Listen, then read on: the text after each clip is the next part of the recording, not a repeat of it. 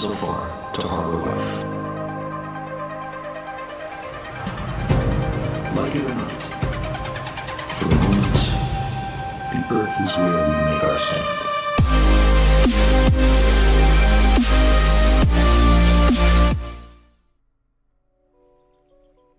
On this channel, we've seen a lot of people claim a lot of things about a lot of events. We've seen claims that things don't exist despite us being able to see them. We've seen claims that things never happened despite the extensive record of the entire thing happening. We've seen a lot of wild, unsubstantiated opinions, but today we're going to talk about a rocket conspiracy that might actually be true. Let's talk about the time China crashed a rocket into a village, flattened the entire thing, and dared to say only 6 people lost their lives in the incident.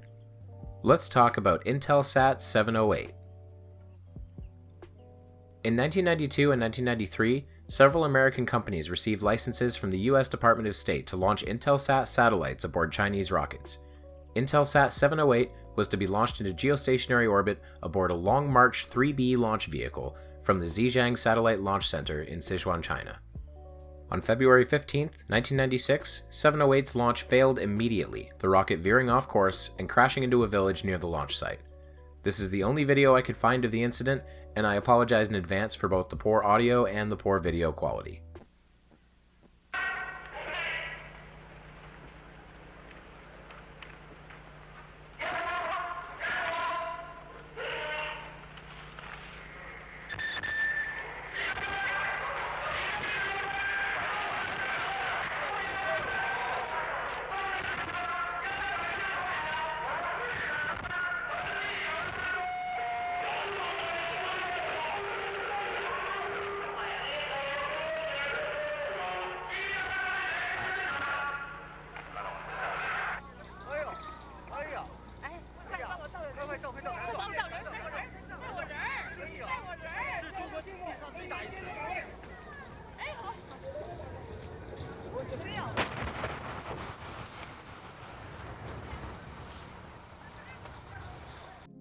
Investigations after the crash revealed that the rocket's inertial measurement unit had failed.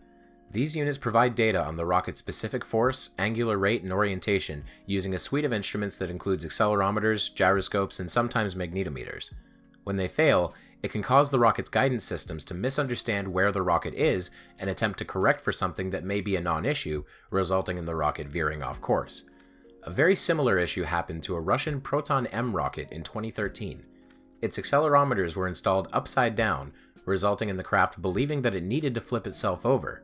It veered for several seconds, flew sideways, began to break apart, and then impacted on the ground.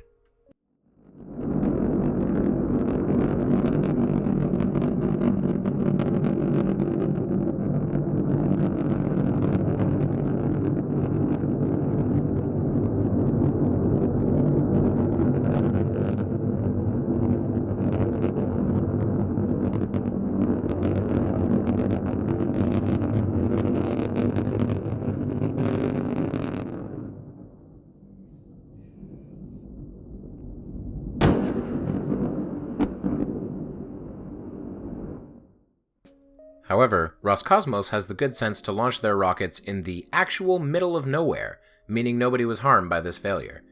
Intelsat 708 is another story. Little is known about the village 708 crashed into. It has been suggested that it was Mayalin village, which is located here on this map that shows a possible flight path and crash site of the rocket. In the years to follow, this village has slowly vanished, with little trace that it ever existed, making modern investigations near impossible. Currently, the official story from the Chinese government through its official Xinhua news agency is that 6 people were killed in the crash, with 57 injured. However, a number of factors call this narrative into question. The first question is, who reported the 6 casualties? Well, as I said, those came from the Xinhua news agency, which is a state-run institution. This agency has had an unbelievable amount of controversies surrounding it and allegations leveled against it. In 1968, they were accused of exploiting civil unrest to undertake industrial espionage at French factories.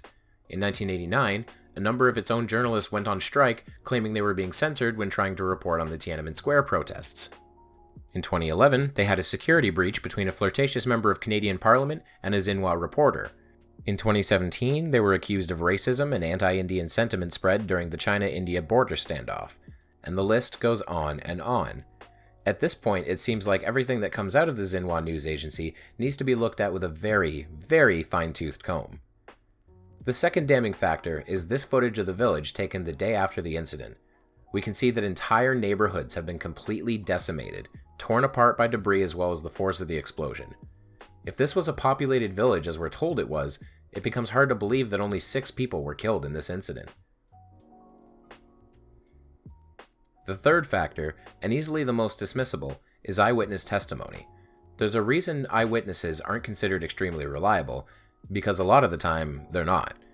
Nevertheless, reporters who were being taken away from the site stated they had saw dozens of ambulances and flatbed trucks loaded with what might have been human remains, being taken to local hospitals.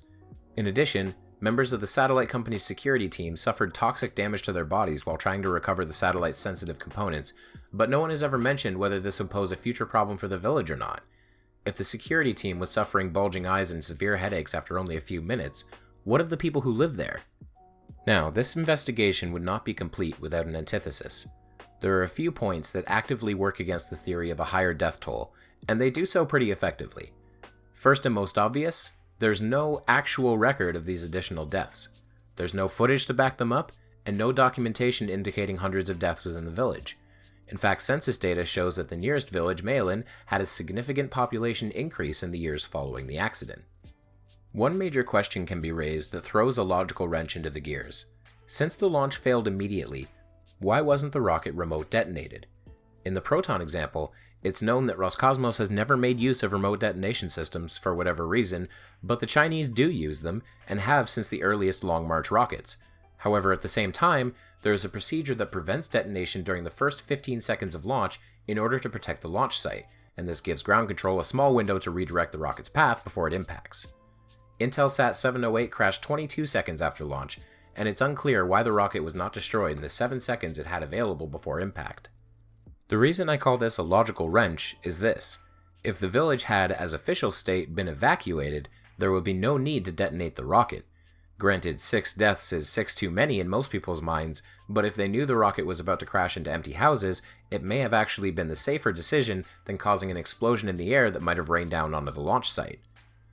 According to interviews with local farmers in the area, the order had been given to evacuate the villages within a 2-mile radius.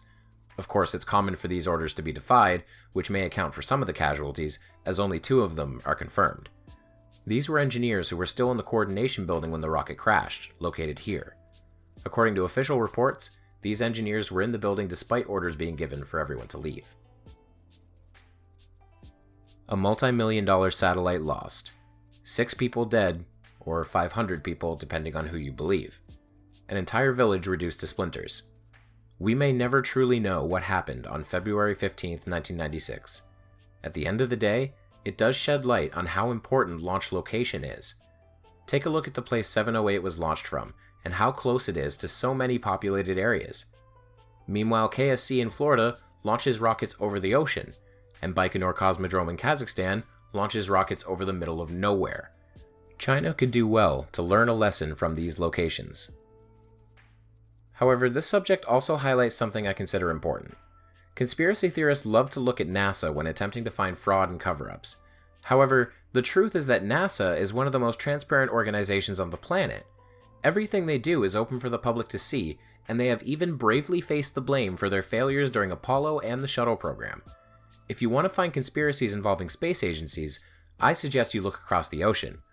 China is a good place to start, but the USSR is another one. Might be something to come back to someday. If you like this video, please give it a like. If you want to see more, please subscribe and turn on the bell for notifications. If you want to support me further, consider becoming a member or a patron, or checking out my merch or my Amazon links. Thank you, and I will see you over the curve, Space Cowboys. In a vast cosmic arena.